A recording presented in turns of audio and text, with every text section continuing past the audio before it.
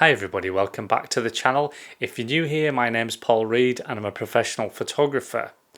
Today I'm going to talk a little bit about the equipment that I use for photography. It's something I haven't spoken about that much for a long time. I used to go on quite a bit about Leica and quite a bit about the Leica Q2 Monochrom because I just loved it so much. So I'm going to talk a little bit about Leica and some other cameras as well today. Before we start, if you haven't signed up already to my free members website, then follow the link in the description and sign up to that. There's a bunch of things on there. If you want to know how I edit my photographs, there's a little video on there. There's also a podcast on there at the moment that I did with an amazing photographer. There's going to be so much stuff on there and it's all going to be free. You can learn how I develop a film on there, and there's just going to be various things along the way, and yeah, you might as well. It's free. It might be no surprise to any of you that my main camera is still the Leica Q2 Monochrome, and this camera was really the first camera that I bought that was a camera that I really wanted. In the past, right throughout my history since the film days, I would always get a camera that was not the camera I wanted, but it was as near to as the camera that I wanted. So in the film days, it wasn't a problem. I did have cameras that I really loved using and wanted, but as soon as digital came in, I always had the lesser versions of things. So I remember the Canon 5D Mark II came out, and for me this was where digital really hit a good stride with something that was really great to use. Unfortunately, I just couldn't afford the 5D Mark II, and I had to settle for a Nikon something or other. I can't remember what that Nikon was now, but I really wanted that 5D Mark II, couldn't afford it. I have got one now, and these are less than £200 now for a 5D Mark II.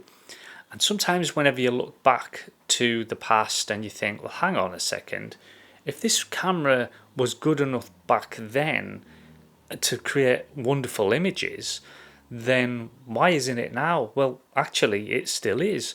And I use this 5D Mark II. It's a really great camera. It's, well built. And like I say, you can pick these up for under a couple of £100.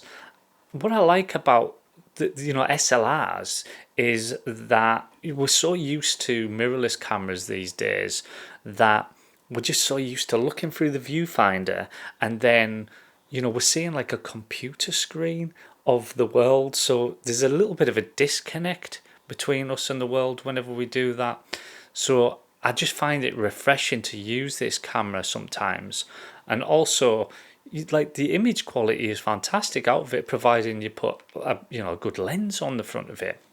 Anyway, so I've got one now, but I only spent a couple of £100 on this rather than at the time. I can't remember how much they were, but whatever it was way out of my budget. So whenever the Leica Q2 Monochrome came along, I kind of knew that I couldn't afford it, and I was looking at this and I was just thinking, this is a camera that I just want so much. I really wanted it. And what I ended up doing was I took it out on finance. So I paid it monthly over 2 years, and it was, I didn't regret doing that, because I own it now and I'm still using it. So because I just couldn't afford whatever it was, £5,000 or something like that, to just blow on a camera. It's such a commitment buying a Leica camera. It is. It's just, especially if you haven't even used one before, that you just kind of want one. And look, nobody needs a Leica. They want a Leica. But with this Q2 Monochrome, it's become such a part of my photography that I would find it hard to let this go now. I just absolutely love using it. I know that I can go out with this camera and be sure that I'll get the shot. So I know that no matter what the light is, that I'm going to get the shot with this camera. as you will know, because I'm sure a lot of you know all about this camera, is it's got a fixed 28mm lens. So that kind of takes a lot of decisions away. I know that I'm stuck with that 28mm lens. It's a monochrome only camera. That takes a decision away from me. I know that I'm going to be shooting in monochrome, and you might want those decisions. You might want to change the focal length, or you might want to decide whether it's color or black and white. For me, that is something which confuses me, and I don't know why, but it's something that in post processing, whenever I look at an image and it's actually color, and then I think, do I put it in black and white or do I put it in color? For me, that's a problem. Like, I can be sitting there for ages just thinking, should I have this in colour or should I have it in black and white? And I can never decide, and I never know what's right. You'll see this a lot where what people tend to do on Instagram and things is they'll post a colour version and a black and white version of the same image and kind of put that out to the world to decide, which do you like best? Here's what I'm going to tell you. If you are shooting with the colour sensor camera, decide even before you take that photograph whether or not you want that photograph in black and white or if you want it in colour. And you as an artist, you make the decision, because it's not up to anybody else as to what they prefer. What do you prefer?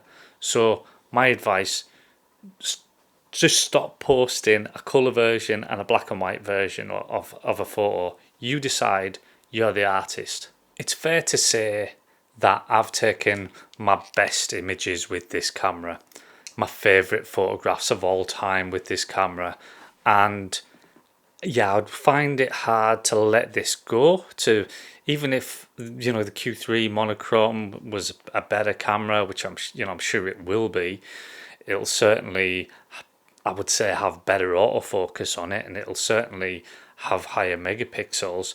But for me, this has become so much a part of me. All of those little scratches and things, and all the wear and brassing, even though it's not brass, all of that is part of the history of this camera with me. So I would find it really difficult to let this camera go, even if it was trading it in for a better camera. So this camera, it's here to stay, and hopefully I'll be using this for many years to come. I've got 2 street photography workshops coming up this month. They're both photographing strangers workshops, which basically means we're going to be shooting street portraits. We're going to be approaching people. I'm going to teach you all these techniques. I'm going to show you a little video on what that's all about now.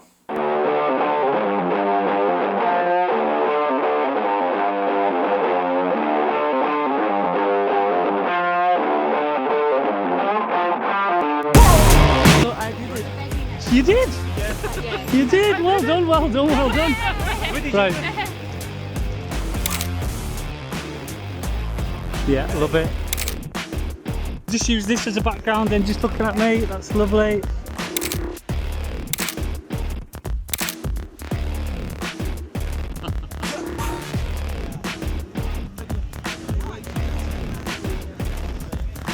I like that. Well, yeah. Because of the trees. Like with the lines behind, the trees are looking good, Chris. Yeah. That's brilliant. Oh, so nice. Beautiful. There's only 4 places available on each of those workshops, so I'd really love to see some of you there. It would be fantastic to fill those up with 4 people. It's going to be an amazing day in Edinburgh because it's the Fringe Festival, and there's going to be lots of characters to photograph there, and the London one is going to be amazing too. So if you want to get on one of those, then make sure you go to the link in the description and get yourself booked in. The other camera that I really enjoy using is the Leica M6. Now, this is such a pleasure to use, and I know a lot of street photographers use the M6 if they're shooting film, and it's almost a cliche camera to use in a way, because there's so many YouTubers out there that, you know, get one of these cameras and some of them aren't even that good. But I love using this camera. It's such a pleasure to use, that mechanical feel, and I've got various lenses which I use on it, and I'm not into just spending money for the sake of spending money. This is actually a TT Artisan's 50mm 1.4 lens on here, and I've got this because I really like the look of the images that come from this, and it's a really nice build quality and everything, so you know, that does help. I wouldn't, if it was really cheap looking or felt cheap to use on this body, then I probably wouldn't want to use it. The other lens that I use on the Leica M6 is just this little 35mm Voigtlander 2.5 color scope R lens. Now this is tiny, but it's an excellent lens. It's so good. I can go out and, you know, put this on the camera and just, yeah, it's a bit like having the Q2 Monochrom in a way. I can put this on the camera and just leave it on the camera as its standard lens, and I know that I'm going to get the shot. Street photography, zone focusing, all of that sort of thing is really easy on this lens, and it's so small, it just makes everything just feel better. The other lens that I use on the M6 is something that I never thought I'd ever use on a rangefinder, is a 90mm lens. Now, this lens is so small for a 90mm lens that I just love having it in the kit bag, and I love bringing it to portrait shoot, something like that. Haven't shot loads with it, but I'm gonna. This is actually smaller than that 50mm lens. If I show you, you know, the difference there, that's kind of, you know, where they are there. Now obviously this is collapsible, so there's that part of it, I guess, to kind of think about. But even whenever, you know, that's out like that, it really is small, and it's pretty cool looking as well. But the image quality is fantastic of it, and it's an old lens, but it's just such, you just get some really cool images from it. The last camera that I enjoy using is this Mamiya C330, and this is a medium format film camera. It's a twin lens reflex. You can pick these up, again, I'm sure you can pick these up for a couple of £100, and they usually come with this lens on here, which is an 80mm lens, and it's a great lens. It's a great lens, and it's a great camera. It's not as easy for focusing as, say, something like even the Mamiya RB67 is easier to focus, but at the same time, that's about the only drawback with this camera, and it's so much cheaper than a lot of the medium format cameras that are out there. It shoots square format, which is an unusual format to shoot in, but again, kind of makes you think outside the box. Sometimes when I'm doing the street portraits, I take this with me almost as a bit of a peacock, almost as a thing to grab people's attention, the fact that this guy's carrying this old camera about with him. So I really do enjoy carrying this about, and it's, you know, it's quite heavy, but it's not that bad. And you know, once this thing's around your neck, you know, you kind of look the part. So you might notice that all the time when I've been showing you all of that stuff, I've been saying this is the stuff that I enjoy using. I haven't said this is what I use, because there are other cameras which I use. I use a Fuji X-H2, and I've used, you know, various Fuji cameras, and I can't say I enjoy using those. I use them. I love the results out of them, and you know, I've got some great lenses for my Fuji. I'd show you it, but it's actually filming this now. So I enjoy the pictures, but I don't enjoy the process. I don't enjoy using the camera. There's nothing in me that is... There's no happiness that I get from using the Fuji X-H2 or any of the other Fujis that I've used along the way. Okay, scrap that actually, because I did enjoy using the, you know, the X100 series, and then once I got the Q2 Monochrom, then the X100 series kind of went by and by after that. But in the main, you know, my main love, I guess, is Leica cameras. And look, I have no affiliation with Leica. They don't sponsor me to, you know, say great things about their cameras. But for me, a camera needs to be well built. I need this to be a camera that I feel is going to last a lifetime. Whether or not they do last a lifetime is another matter, but certainly that's the idea. I don't want to be chopping and changing every year or every 2 years for another camera to replace that because it's got something better about it. I just want that camera, and I want all my wear to be on it. I want that camera, you know, almost like battle scars of all of the photographs that I've taken. So my Leicas are for life, and I'm glad that I took that Leica Q2 Monochrome out on finance when I did, because it's paid off now. And if you really do want a Leica, just make sure you pick one that is a Leica for life. Don't forget, I've got my photography online course now that's going to be available at the end of the month, on the 31st of August. So that's going to be an amazing course where you can just go on there and you can go through all the lessons that I've laid out. There's going to be video, there's going to be tutorials. It's going to be absolutely amazing. I'm so excited to be releasing it. You can pre-order that now for just £30, or you can wait until the 31st of August and it's £50 as the release price. Thanks everybody for watching today. Just remember, look, it's not all about the gear. It really isn't. Whenever I'm on my workshops, there's people that pull out Leicas, Fuji, Sony, Nikon, everything, and everybody is so supportive of each other, and that's the way it should be, because nobody's better than anybody else because of the gear that they use.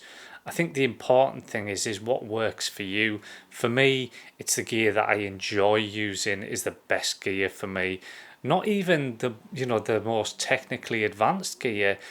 It's just the gear that I'm going to get out there with the camera, that's going to make me want to go out there with the camera, and that just so happens to be at the moment mainly the Leica Q2 Monochrome and the Leica M6. I appreciate your comments and your likes, and if you haven't already subscribed, if you want to watch more of my episodes, then definitely subscribe and hit that bell as well, because I think that does put notification there so that whenever I do a new video, then you're gonna see it, because the algorithm doesn't always push these videos in front of you.